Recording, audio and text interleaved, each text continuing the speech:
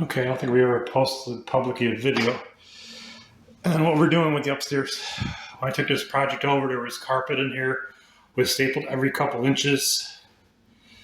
And it was really, really bad shit. It was disgusting. It was worse than that. And the floor was half-ass patched over there. It wasn't level. And then these floors where they joined them on the joists, they were nailed at the end because there's only 2 inches here for floor joists or ceiling joists, whatever you want to call it. And you try to nail into it at the edge, you'd crack both of them. And everything was nailed, so nails were popping out. We had to pull 100, maybe 200 or 300, seriously, staples and nails out. We finally got all of them out. So tons and tons of creaking. So we did is drill the hole, cockeyed. We're not to the floor joist here. We're going in cockeyed to the floor joist. Countersunk it. So that means we drilled a hole a little below it, just a little hole with a little countersink bit. You get it for $2 or $3 at Harbor Freight. Drilled it to depth. Put these in there. These are 3-inch screws. That fixed that. And then we put them every so often where there weren't some. And what we've been doing now, we don't have to sand on this floor since we're putting the vinyl plank flooring in. This is some stuff that the whitest stuff we could find for the cheapest price, like $30 a roll or a pack at Menards. So that means we have less joints if it's wider. So what we're doing, we got all those done. We've been sanding with the palm sander across. We're not doing this just to mainly get these even.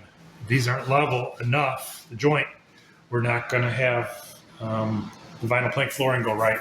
And there's some pretty big gaps. So I was able to screw down some of the edges to drop them down with some screws.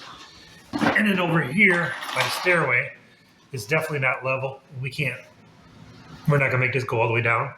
So we got some like mud. This is what Menards flooring guy told us. Virtual patch up to 1/2 inch down to feather edge. Fast setting 30-45 minutes using wood, concrete, other flooring. So we're just using this to level this off. It's like mud. You just mix it. It's cheaper to buy the powder stuff, and then powder stuff's never going to go bad from being open because it hasn't been open. So we're literally just going to mud it down with the mud trucks. So this is pretty much how we're setting our floor, prepping it.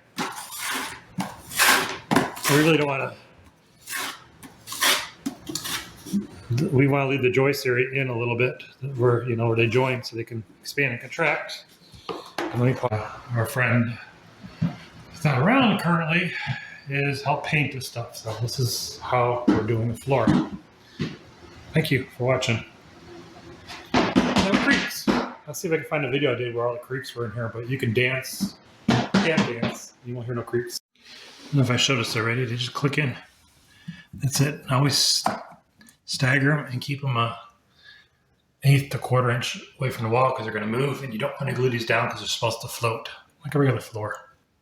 So that is it. Sorry, my phone stinks. And I'll get that under there. I can't do it two-handed. And they just lock into place. These don't exactly click together perfectly, which is fine. I just put another piece across from them to cover it. So here is hours of the work cleaning the floor. Never cut over your flooring either, so. And then notch the front and the back. Get a little nice notch in there so it goes all the way through. And do your scoring. And I'll show you in just a second.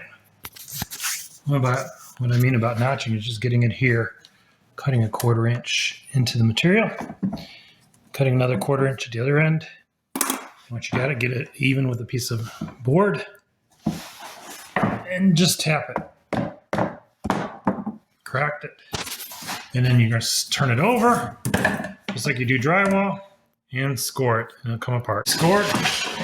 Nice clean cuts. Always sharp razor blades. Gotta change them every so often.